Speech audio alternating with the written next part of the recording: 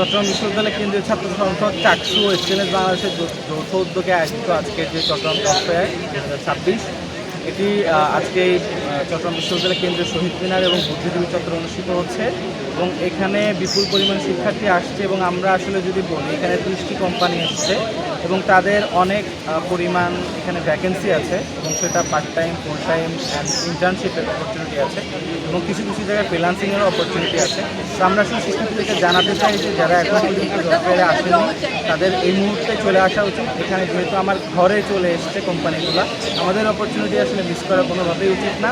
আমরা শিক্ষার্থীদেরকে আহ্বান জানাচ্ছি শিক্ষার্থীরা এখানে আসবেন, অপরচুনিটিকে গ্রাপ করবেন।